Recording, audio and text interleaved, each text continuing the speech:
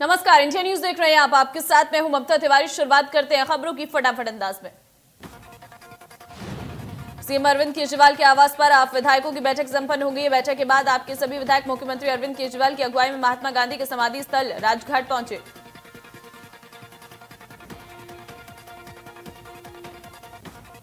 आपको बता दें, दिल्ली में सत्ताधारी आम आदमी पार्टी और विपक्षी बीजेपी के बीच शराब पॉलिसी को लेकर आरोप प्रत्यारोप के बीच सियासी घमासान तेज हो गया। आपने 40 विधायकों को तोड़ने की कोशिश बताया। आम आदमी पार्टी का आरोप है कि बीजू दिल्ली की केजरीवाल सरकार को गिराने की साजिश रच रही है। इन सबके बीच आम आदमी पार्टी के कई विधायकों के संपर्क में न होने की बात सामने आ रही है।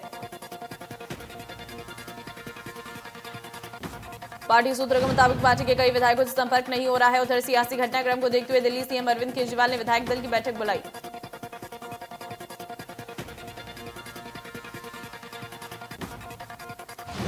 सुप्रीम कोर्ट में पेगासस मामले में टेक्निकल कमेटी की तरफ से दायर की गई रिपोर्ट पर सुनवाई हुई, जिसमें कमेटी को 29 मोबाइल फोन दिए गए थे, जिसमें से 5 में मालवेयर पाया गया है।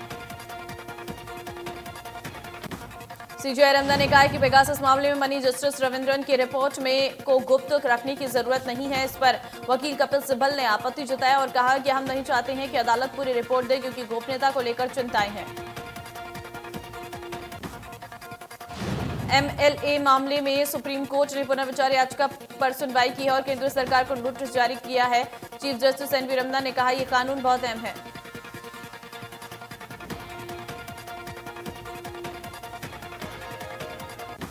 मध्य प्रदेश में सीएम शिवराज भोपाल के एम्स अस्पताल पहुंचे, जहां उन्होंने राज्यपाल मंगूभाई पटेल का हालचाल जाना।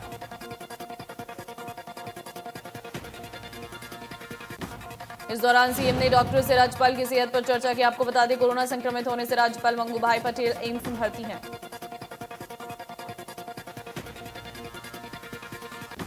मध्य प्रदेश में बारिश और बाढ़ को लेकर सीएम शिवराज पूरी तरह से एक्शन में हैं और लगातार बैठकें कर अधिकारियों को आवश्यक दिशा निर्देश दे रही हैं। इसके अलावा बाढ़ग्रस्त इलाके का खुद हवाई सर्वे और नाव से जायजा ले रही हैं। सीएम शिवराज ने देर रात हाई लेवल मीटिंग की है। इसमें मुरैना, भिंड, श्योपुर कलेक्टर और जनप्रतिनिधि मौजूद रहे। सीएम ने वीडियो कॉन्फ्रेंसिंग के माध्यम से, जिसमें कई अधिकारी भी जुड़े।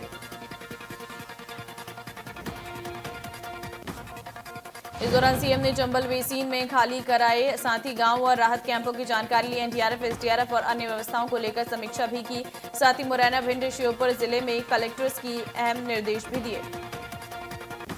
सीएम ने कहा इसको लेकर साइंटिफिक असिस्टेंट रखें और जलस्तर बढ़ने वाले गांव में अलर्ट रखें। बोट, हेलीकॉप्टर, भोजन, राशन, पेयजल की व्यवस्था की जाए। जनता को कोई तकलीफ न हो, इसके लिए तत्पर रहें। एमपी में आज शिवराज सिंह चौहान की मंत्रालय में मैराथन बैठक सूक्ष्म, लघु और मध्य उद्यम विभाग के साथ बैठक कई अन्य विभागों की ले रही है। बैठक में विभागों से जुड़े अधिकारी रहेंगे मौजूद। बारिश बाढ़ के हालातों पर गृह मंत्री नरोत्तम मिश्रा ने कहा है कि 10 मार्ग अभी बंद हैं। उन्होंने कहा लोगों से अपील की है कि सभी इन मार्गों पर रिस्क न लें। मध्य प्रदेश के स्वास्थ्य मंत्री प्रभुराम चौधरी ने नाव से सांची विधानसभा क्षेत्र के बाढ़ प्रभावित इलाकों का किया दौरा। बाढ़ प्रभावित इलाकों के हालातों का लिया जायजा।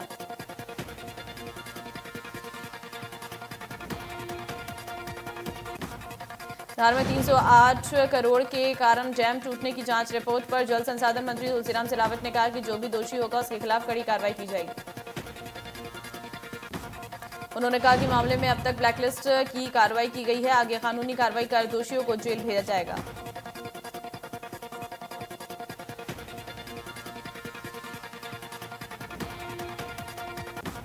मध्य प्रदेश कांग्रेस की हुई बैठक। पीसीसी चीफ कमलनाथ ने माना बीजेपी से मुकाबला करना बड़ी चुनौती। कमलनाथ ने बैठक में किया ऐलान, 2023 से पहले हम संगठन में करेंगे बड़ा बदलाव। कई जिलाध्यक्षों की छुट्टी के भी दिए संकेत। 12 सितंबर को कांग्रेस ने बुलाई विधायक दल की बैठक।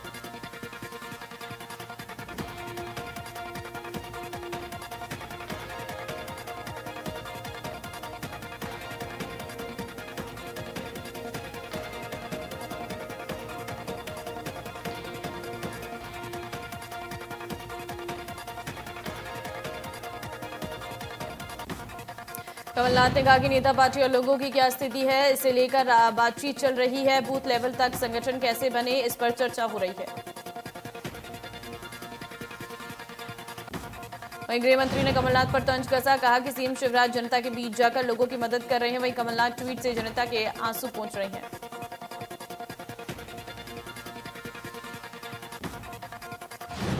वहीं गृह मंत्री ने कमलनाथ पर तंज कसा, कहा कि सीएम शिवराज जनता के बीच जाकर लोगों की मदद कर रहे हैं। वहीं कमलनाथ ट्वीट से जनता के आंसू पहुंच रहे हैं। मध्य प्रदेश में नगरीय प्रशासन मंत्री भूपेंद्र सिंह ने कांग्रेस पर निशाना साधा। उन्होंने कहा कि कांग्रेस की बैठकें बहुत होती हैं, पर जमीन कुछ और ही नहीं। उन्होंने कहा कि निकाय और पंचायत चुनाव में कांग्रेस का पूरी तरह सफाया हुआ है। वहीं नगरीय निकाय और पंचायत चुनाव में 86% बीजेपी को सफलता मिली है।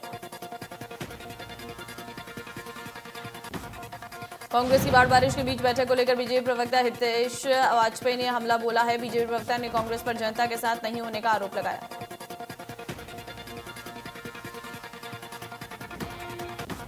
रायपुर में 20 से अधिक भाजपाइयों पर एफआईआर दर्ज। हल्ला बोल प्रदर्शन के बाद एक्शन में पुलिस। निवाड़ी में बीजेपी नेता अमित राय को 6 साल के लिए पार्टी से निष्कासित कर दिया गया। जानकारी के मुताबिक पार्टी विरोधी गतिविधियों को लेकर उन्हें पार्टी से निष्कासित किया गया। बीजेपी नेता पर ओरछा नगर परिषद में पार्टी के प्रत्याशी के विरुद्ध समर्थन का आरोप लगा था।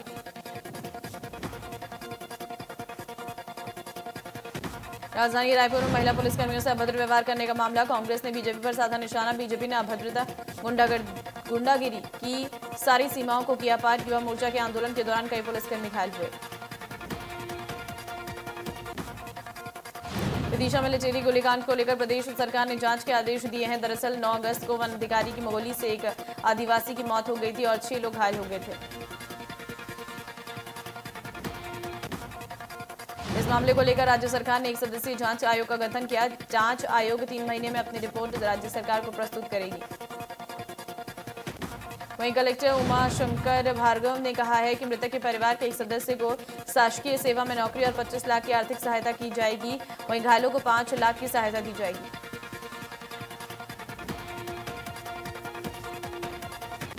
इसे लेकर सरकार और जिला प्रशासन की तरफ से प्रभावित गांव में राशन पानी वायुसेना के हेलीकॉप्टर के माध्यम से भेजा जा रहा है और हर परिस्थितियों पर लगातार नजर बनाए रखी जा रही है।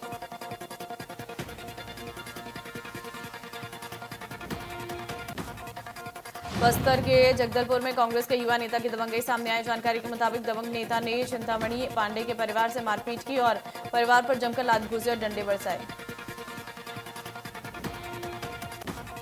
वहीं घायलों में मेडिकल कॉलेज जिमरापाल में भर्ती करवाया गया है, जहां उनका इलाज जारी है। पीड़ित परिवार ने अजय विसाई और उसके साथियों पर एफआईआर दर्ज कराई है। पुलिस जांच में जुटी है।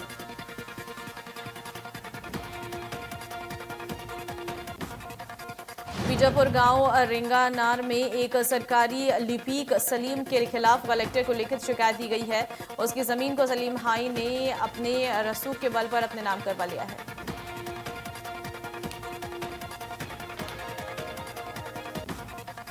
ग्रामीणों का आरोप है कि सरकारी लिपिक ने अधिकारियों से मिलीभगत कर पट्टा अपने नाम जारी कर लिया। पीड़ित आदिवासी और ग्रामीण पट्टा निरस्त करने की मांग कर रहे हैं। इस पूरे मामले में बीजापुर कलेक्टर राजेंद्र काटारा ने बताया कि शिकायत उनके पास आई है। एसडीएम को जांच के लिए निर्देशित दिया गया है। जांच के बाद कार्रवाई की जाएगी।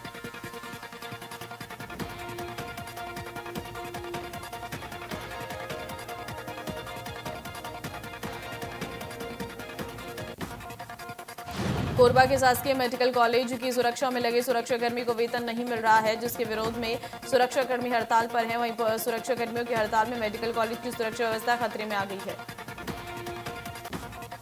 सुरक्षाकर्मी वेतन की मांग कर रहे हैं। जानकारी के मुताबिक 2 पालियों में 30 सुरक्षाकर्मी शामिल हैं, जिन्हें ठेकेदार की तरफ से वेतन का भुगतान नहीं किया गया है। उनका आरोप है कि ठेकेदार से वेतन की मांग किए जाने पर और डीन के पास जाने की सलाह दी जाती है।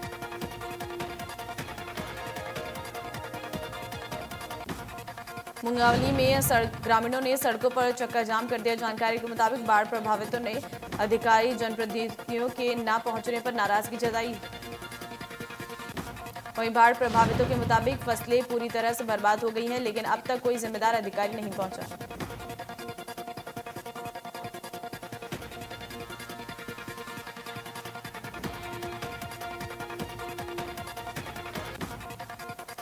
बीजापुर जिले के अंगूर नक्सली इलाके के युवा अब होटल मैनेजमेंट में अपना करियर बनाएंगे। जिले के कुल 22 युवक 3 साल के लिए प्रशिक्षण लेंगे।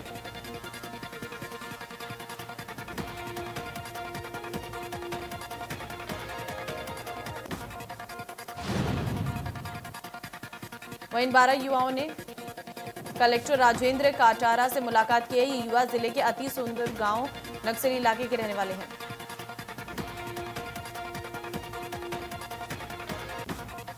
राजधानी रायपुर में बारिश और तेज हवाओं के चलते हीरापुर में सड़क के बीचों बीच पेड़ गिर गया। पेड़ गिरने से मार्ग अवरुद्ध हो गया। जांजगीर चांपा जिले में इन दिनों चाइल्ड पोर्नोग्राफी देखने और अपलोड करने वालों की समस्या दिनों दिन गंभीर लेती जा रही है।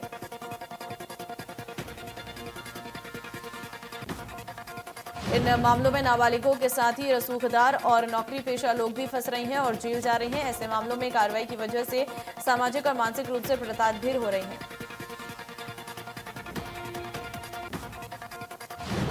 पुलिस अधीक्षक विजय अग्रवाल ने बताया कि अब तक चाइल्ड पोर्नोग्राफी के मामले में 18 लोगों को गिरफ्तार किया गया, जिसमें 2 नाबालिग भी शामिल हैं।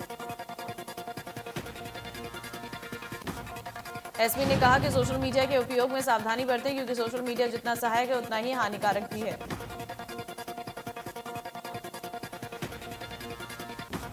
शिवपुरी से एक चौंकाने वाला मामला सामने आया, जहां लग्जरी कार में सवार 2 युवक 4 बकरियां चुराकर रफू चक्कर हो गए। चोरी की वारदात सीसीटीवी कैमरे में कैद हो गई।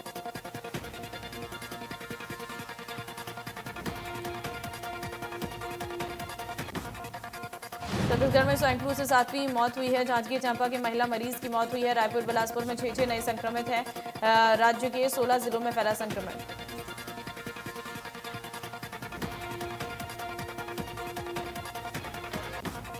देश में पिछले 24 घंटे में कोरोना के 10,649 नए मामले सामने हैं। देश में पिछले 24 घंटे में कोरोना के 34 नई मौत हुई है। दिल्ली में कोरोना के 495 नए मामले सामने आए हैं, जबकि इस दौरान 1,285 लोग ठीक हुए हैं। 6 लोगों की मौत हुई है। हरियाणा में पिछले 24 घंटे में 623 नए मामले सामने आए हैं। वहीं इस दौरान 888 मरीजों ने कोरोना को मात दी है। गुरुग्राम में पिछले 24 घंटे में कोरोना के 353 नए मामले दर्ज किए गए हैं। वहीं इस मामले में इस दौरान 477 मरीजों ने कोरोना को मात दी है। सोनीपत में सीडीआई कुंडली के पास स्थित कारगिल शहीद श्री कृष्ण फिलिंग स्टेशन पर दिन दहाड़े लूट की वारदात को अंजाम देने पहुंचे कुल्हाड़ी गैंग ने हरिंदों को घायल कर दिया।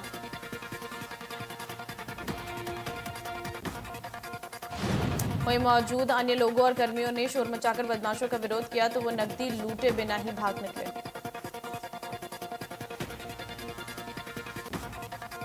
लगातार हो रही वारदात से गुस्साए पेट्रोल पंप डीलर एसोसिएशन ने 26 अगस्त सुबह 6 बजे से हड़ताल पर जाने की घोषणा कर दी है।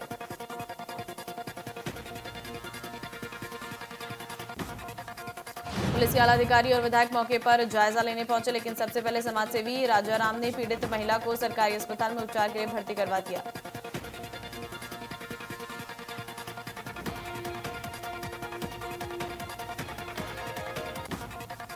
कैथल में कोर्ट ने नाबालिग से दुष्कर्म के दोषी को 20 साल की सजा और 40,000 रुपए का जुर्माना भरने की सजा सुनाई है। वहीं जुर्माना देने पर 5 महीने की अतिरिक्त सजा काटनी पड़ेगी। वहीं जुर्माने की राशि दोषी से वसूल होने पर पीड़िता को दिए जाने के आदेश दिए गए हैं। वहीं कोर्ट ने एडीआर सेंटर की मार्फत पीड़िता को 4.5 लाख रुपए मुआवजा देने की आदेश पारित किए हैं।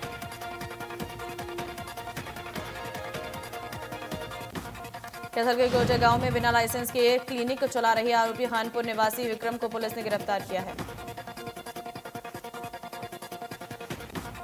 पानीपत में एक बड़ी घिनौनी वारदात सामने आई है, जहां एक शख्स ने गाय के साथ दुराचार किया है।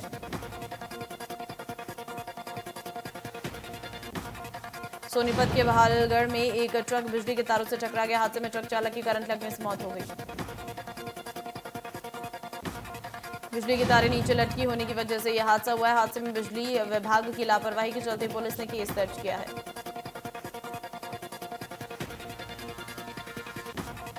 गोवा मेडिकल कॉलेज में सोनाली फोगाट के शव का पोस्टमार्टम हुआ है। पोस्टमार्टम की वीडियोग्राफी की गई है। पोस्टमार्टम के बाद हिसार लाया जाएगा शव।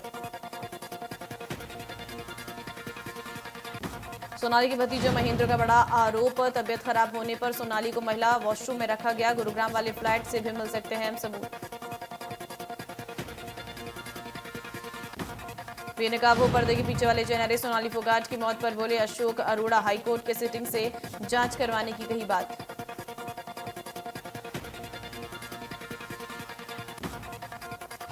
कैथल में नाबालिग से दुष्कर्म करने वाले को 20 साल की सजा और 40,000 रुपए जुर्माना। सेशन कोर्ट ने सुनवाई। सजा दिसंबर 2018 में नाबालिग के साथ हुई थी हैवानियत।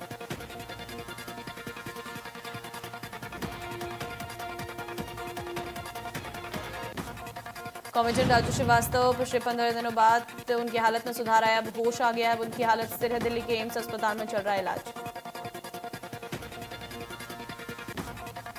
अभिनेता रणबीर कपूर ने आलिया भट्ट पर किए कमेंट को लेकर माफी मांगी है। दरअसल कुछ दिनों पहले आलिया और रणबीर को साथ में ब्रह्मास्त्र को प्रमोट करते देखा गया था। इस दौरान रणबीर ने आलिया की बॉडी पर कमेंट किया था, जिससे वो काफी ट्रोल भी हुए थे।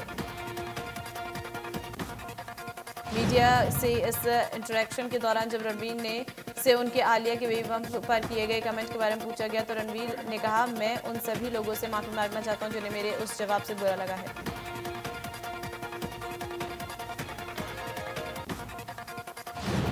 रणबीर ने कहा कि मैं अपनी पत्नी आलिया से सबसे पहले माफी मांगता हूं। मैं आलिया से बहुत प्यार करता हूं। मैंने उस वक्त एक मजाक किया था, लेकिन वो बिल्कुल भी मजाकिया नहीं निकला।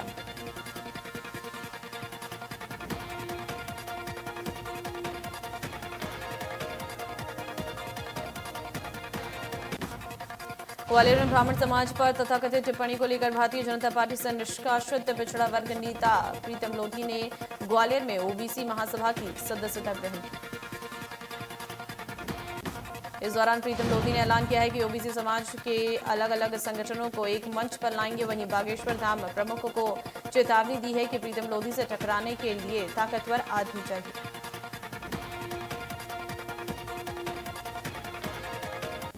बिलासपुर में स्वाइन फ्लू के चलते एक महिला की मौत हो गई है। 35 वर्षीय महिला जांजगीर जिले की रहने वाली है। जानकारी के मुताबिक गंभीर हालत में महिला को शहर के एक निजी अस्पताल में भर्ती कराया गया था। जांच में महिला की स्वाइन फ्लू की रिपोर्ट पॉजिटिव आई थी। वहीं इलाज के दौरान महिला ने दम तोड़ दिया। वहीं शहर में डेंगू, हैजा और मलेरिया के बाद स्वाइन फ्लू की दस्तक से स्वास्थ्य विभाग में हड़कंप मच गया है। जानकारी के मुताबिक जिले में अब तक करीब 1 दर्जन लोगों में स्वाइन फ्लू के लक्षण दिखाई दिए हैं। सभी का अस्पताल में इलाज जारी है। पूरे मामले में स्वास्थ्य विभाग पूरी तरह सतर्क नजर आ रहा है और बीमारियों से निपटने के लिए पूरे पुख्ता इंतजाम किए गए हैं।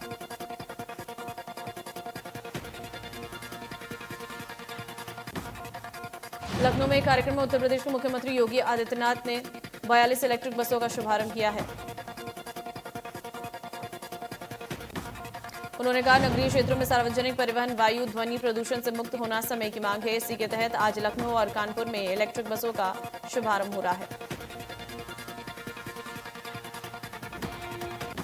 राजस्थान के चाकसू में फायरिंग कर ज्वेलरी के व्यापारी के साथ लूट का मामला सामने आया है। बदमाश बंदूक की नोक पर सोनार से 14 किलोग्राम चांदी और 140 ग्राम सोना लूटकर फरार हो गए। आपको बता दें, बाइक सवार बदमाशों ने इस वारदात को अंजाम दिया है। फिलहाल पुलिस पूरे मामले की जांच कर रही है।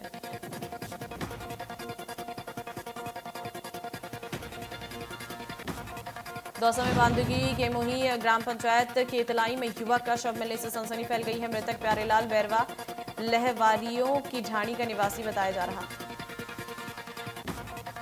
सूचना के बाद सीए उदय सिंह मीना, सीआई नरेश शर्मा मौके पर पहुंचे और शव को उप जिला अस्पताल की मोर्चरी में रखवाया। फिलहाल पुलिस मामले की जांच में जुट गई है। डूंगरपुर में आज सुबह दौड़ पुल के पास पानी में तैरती हुई लाश मिलने से सनसनी फैल गई है। बुजाड़ा गांव का बताया जा रहा है मृतक। वहीं सूचना पर पहुंची पुलिस ने शव को कब्जे में लेकर मोर्चरी में भेजा।